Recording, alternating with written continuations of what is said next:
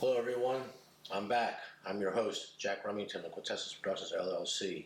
This video is about game one of the divisional round, and they play Saturday. This is the first game. We got the Minnesota Vikings, 11 wins and 6 losses, at the San Francisco 49ers, who were 13-3, the number 1 seed. I'm going to throw 5 things at you to talk about.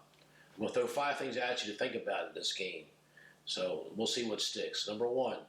The Minnesota Vikings are playing on 5 days of rest. They played on Sunday, then they got to play on Saturday. So Monday, Tuesday, Wednesday, Thursday, Friday, it's 5 days rest is all they're going to get. Is it enough rest? Well, these teams play Thursday night football a lot, and they play on 3 days rest, and they win games, and they seem to do okay. This is what they're trained to do. This is what they're supposed to do, and I don't think it's that much of a factor. In my personal opinion, I think the bigger factor is the 49ers have been sitting down for 13 days, and there's been a big debate about this first week bye. And some teams don't like it. Even Bill Belichick, he secretly doesn't like it. He let it slip one year. I don't remember what year it was. He wants to keep the players playing, and he doesn't like the time off. You get this thing called rust, R-U-S-T. Ask Aaron Rodgers when they got slunkered by the Giants years ago. The Packers were so good, they clinched the division like in the first week of November. They were 9-1. They were already in the playoffs. The other teams were so bad they won 2 or 3 games. They couldn't catch them. So what does Mike McCarthy do? He rests Aaron Rodgers the last 5 weeks of the regular season, and they got a bye on top of it. And then here come the New York Giants into town, and Aaron Rodgers missing those receivers, his timing was off. Now I wish Mike McCarthy all the success in the world because he just got picked up by the Dallas Cowboys because Jerry Jones let Jason Garrett's contract expire, didn't extend it. Let's have a little salute to the people. Let's have a little salute to all the people throughout history that had to have a scapegoat. And, I felt Jason Garrett was a good coach, but when you got somebody meddling in your pot or the front seat driver all the time, things don't turn out well. And so you can tell by the inflection in my voice of my statement here, I'm not a big fan of Jerry Jones. Point number 2, the 49ers do have the fastest sideline-to-sideline front 7 in football. That's not really up for debate. There's very few people who's going to disagree with that. But they're injured. They're banged up, like I said, and they've had a couple plug-in players, a couple rookies are playing.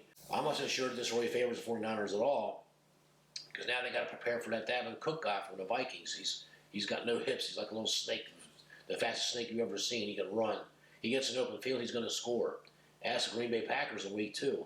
I just think that they're going to be focused. They're going to focus so much on Davin Cook that it's going to open up Kirk Cousins. And if the guy gets wide open, anyone can make the pass. If they just keep him protected, which I think the Vikings will. Just see the Saints game if you don't believe me. Kirk Cousins still has something to prove. Okay, point number 3. The 49ers have Jimmy Garoppolo. This is his very first playoff start. And I always try to go against guys that are making their first start. The stat is like 7 wins, 24 losses, and 1 push against the spread. It's in the mid-20s percentage-wise how a first-time quarterback ever does his very first playoff game. They can argue that 49ers at Seattle was a playoff game. It was a de facto playoff game, but every 16-game season, every game could be called that too. But this is off all the marbles. If you don't win, you don't play next week, you're off. So there's a finality to these playoff games, to the advancement. So this is what counts. The first playoff game, this is Jimmy Garoppolo's first playoff game. He may have the jitters. He may throw a pick 6 because of it. That could decide the game. First-time quarterbacks in their first divisional playoff game, any playoff game, they don't tend to do well at all. Okay, point number 4. The injury report actually favors the Vikings. They've got the healthier roster right now. I mean, this is huge this time of the season. The tired, overworked, dissenting team, unhappy team, beat-up teams, they don't do well in the playoffs. But the injury report definitely favors the Minnesota Vikings here. Okay, item number 5 to think about. The Vikings did play a ferocious game at the Saints, as we saw last Sunday. And with a couple of injuries that the 49ers are having to deal with on the offensive line, that could be a long day for Jimmy Garoppolo.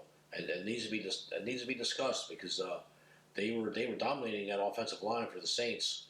And what do you think they're going to do to the 49ers? I feel the Saints got the second best, or if not the best offensive line in all of football. And you saw what happened last Sunday. The line opened at -7. It pushed up to 7.5.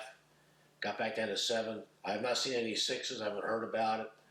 But as of right of film time, this is Friday, the day before the game, it is sitting right at 7. Yes, the 49ers are good. I know how good they are. They lost 3 games within the last minutes of the games.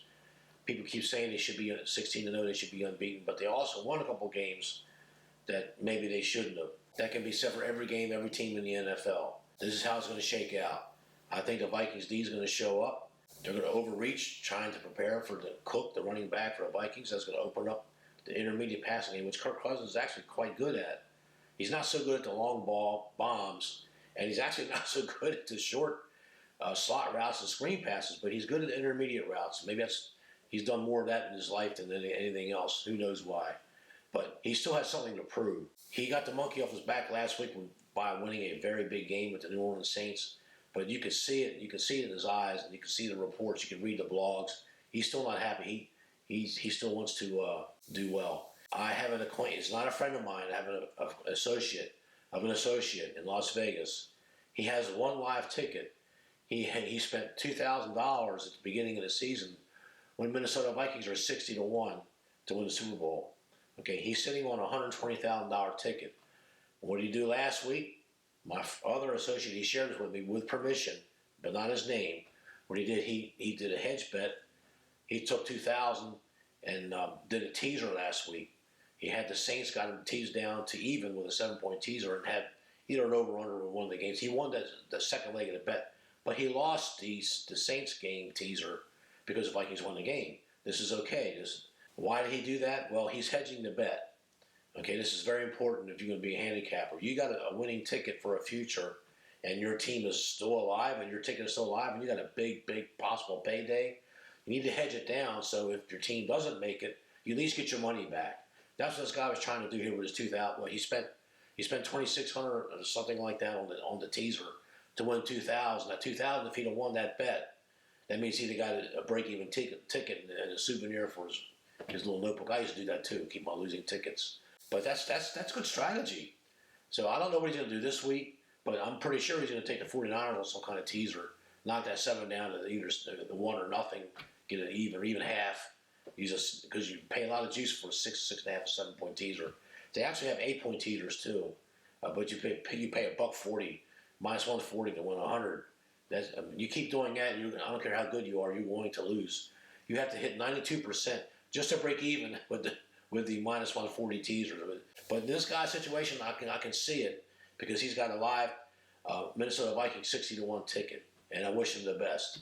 Now the odds have been readjusted because of where we're at right now.